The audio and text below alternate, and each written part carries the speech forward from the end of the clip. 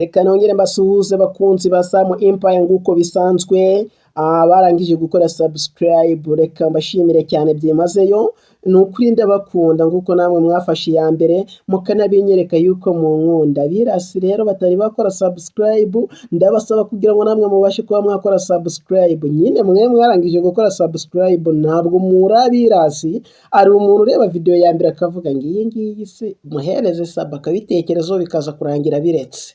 Ariko wowe warangije gutera intambwe ya mbere ugakora subscribe ku iyi video, ukeneye like niyo ukwiriye gushiraho ndetse ukatwandikira no muri comment ati bino bintu byanyu ndabona ari fresh. Waba uri kubonamo n'akabazo ukavuga ati ndi kubonamo ikibazo. Reka rero natwe dukora akazi dushinzwe, dore ni mwe ba boss. Ubundi mwari mubizi iyo ureba video zanjye kuri YouTube buri boss wanjye. Nuko nguko rero boss tagira ahantu kugeza ntacyo yabamaze, niyo mpamvu ugomba gukora subscribe nanjye ngavunika. Nzi neza yuko ndi kuvunikira umuntu wemera yuko muvunikira, siko bimeze. Amazina yanjye ni Mbonyimugenzi Samuel, ndi kumwe na Sibomana Eric ari we bita Yasoni muri filime. Mbere na mbere ndagira ngo mbabwire, gushaka amafaranga ku buryo butemewe ibyo bintu si byiza. Kuko inkuru tugiye kubahereza harimo gushaka amafaranga ku buryo butemewe, yewe akanaguhira, ariko abantu bakazajya bavuga ati buriya muntu se kweri uwagenda akamugeraho tukareba ko twamukuraho umufungo mu ibanga rikomeye.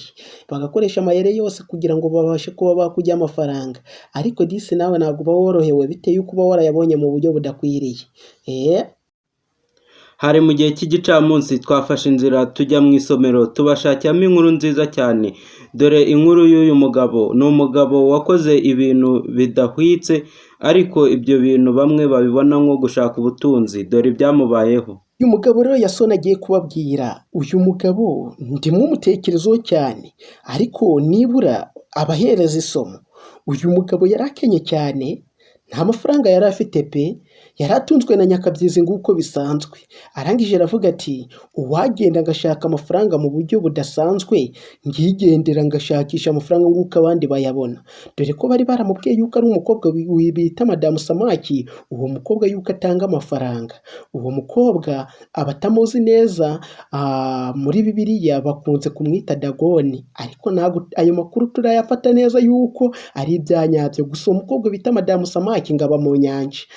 Ese wowe waba warigeze kumwumvaho cyangwa se waba warigeze umubona muri filime? Reka dutangire iyi nkuru wumve uburyo byagenze. Uyu mugabo yaragiye aragenda aho bamurangiye ubwo butunzi. Agezeyo dore uko bagiye bamutegeka.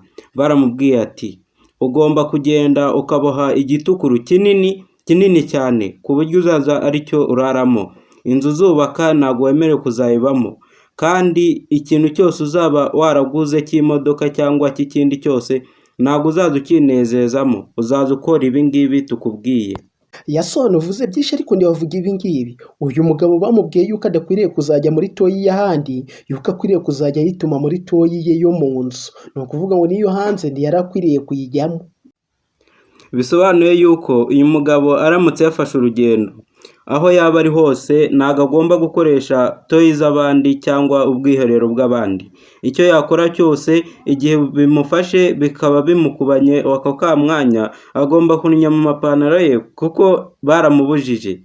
Bafana bacyo mwere guseka, ibi bintu birababaje. Tekereza neza yuko ushobora kwaka ubutunzi ariko ntibuzigere bukwemerera kuba wakituma muri tuwarete y'ahandi ukazajya wituma iwawe mu rugo. Ese business zawe wazajya uzikorera muri salo, cyangwa se business zawe ziba zigomba kwambuka ukajya no ku Gisenyi ku mazi ugatwika ukajya ubuzima? Uyu mugabo rero we ntabwo yari abyemerewe. Nyine nuko nguko byagenze, biti yuko yari yaragiye kwa Belphegor cyangwa se Berizeburi cyangwa se Asmodeus. Abo ngabo bana b'icyaha barangiza bakaba bamuhereza ubutunzi. Nuko nguko byagenze. Ubutunzi kububona bwo umugabo yarabubonye, ariko nta mahoro yigeze abugiramo kuko ibintu byamubayeho byaragahomamunwa. Yagiye ahura n'ibibazo byinshi. Reka tukubwire ni inkuru wumvemo nawe wihitiremo, wumve ibintu byo kujya gushaka ubutunzi budaciye ku Mana. Hari saa 12 z'umugoroba, umugabo ari mu rugo ari kwirebera televiziyo, umudamu we baganira ndetse bari bameze neza cyane, ubona yuko nta kibazo gihari. ariko uwo mugabo nyine urabyumva yuko yari yaragiye gucisha bya bindi nyine abantu batizera, yari yaragiye gucisha. Baza kumuhereza umufungo, bamuhereza kondisiyo agomba kuzajya agenderaho, nawe arabyemera kuko yabonaga n'ayandi mahitamo, ndetse bamubwira yuko yari kuzamara imyaka 90 ariko yuko azamara n'imyaka 45 atazageza kuri 90. Mbese muri make amafaranga yari abonye yari ayo kumukenya. None ayo mafaranga yabonye nta nubwo yagombaga kuyakoresha n'ibyo ashaka. Ese se twarangije kubasobanurira kondisiyo bari bamuhaye? Noneho uyu mugabo bitewe n'ubutunzi yari afite, hari umusore wari umuturanyi wari warahigiye kuzajya kumwiba umutungo we nibura nawe akareba ko yatera imbere ng'uwo mugabo, kuko yabonaga nibura amakiriro ye ari uko yazatera boro y'uwo mugabo, kuko mu nzu y'uwo mugabo habagamo ibintu by'agaciro. Umva uburyo rero byagenze. Ijoro rimaze gukura, umusore yaraje, haza umusore w'inkorokoro aza mu nzu yabo aje kubiba. Umusore yarahageze kuko hari harimo ibintu by'agaciro byinshi, arangije afata ibishoboka ajya ku gitukuru wa mugabo yararagamo bari baramutegetse, arangije akajya yiba ibintu byose abirundamo. Umusore yaribye, inzara yishaka, agenda akuramo ibintu bifite agaciro byinshi, apakira hejuru ya wa mugabo kuko yari asinziye nta kintu na kimwe yumvaga. Umusore yarabishoje, arangije ashyira ku mutwe arikorera. Akigera ku muryango wakibaza ati byagenze ute? Kora subscribe ubundi ukomeze kurikirana inkuru.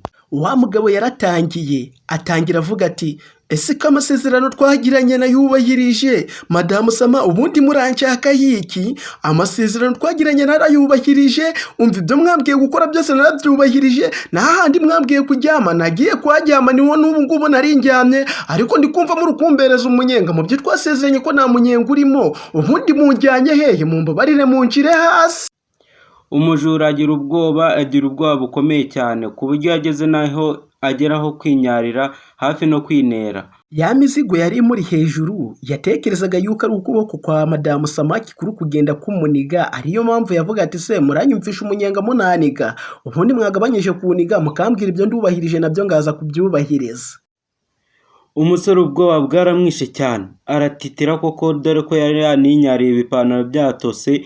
Arangije avuga ati ese mu byo nibyo ko nta radiyo nibyemo, nkaba nta muntu nashyizemo, ubundi iki ni igiki kiri kuvugiramo? Dore ko uyu mugabo yagize na neza akaba yaratuye impande y'umugezi, kanze iki kintu ngende nyirohe mu mazi bitazavaho binankurikirana, kuko nanjye ubu ngubu mfashe icyemezo, sinzongera kwiba. Ahangaho umusore w'ibigango yarahiye ko atazongera kwiba n'undi munsi n'umwe, ahita ayoboka inzira y'agakiza, ariko umwanzuro yafashe ntabwo yigeze awureka. Bya bintu yari yibye ndetse na nyirabyo yaragiye abita mu nyanja. Nta kindi cyabaye, wa mugabo yahise amanuka ku ndiba y'amazi, amarayo iminsi 3. Haciye iminsi 3 inyanja iramuruka, umurambo bawubona hakurya y'amazi. Ibyo umugabo agiye gucisha birangiriraho. Singe wahera hahera umugabo ukunda ubutunzi bikagera hahaza ubuzima bwe. Bye bye, murakoze. Niba utari wakora subscribe, icyo twagusana uko wakora subscribe, uko bukeye nuko bwije tukazajya tugenda tubagezaho video zacu. Kandi niba wararangije gukora subscribe, reba neza niba warakanze kuri notification kari akazogera, kugira ngo igihangano tuzajya dushiraho cyangwa se ikintu twavanye mu bwami kijye kikugereraho ku gihe. Murakoze cyane, Imana ibahereze umugisha.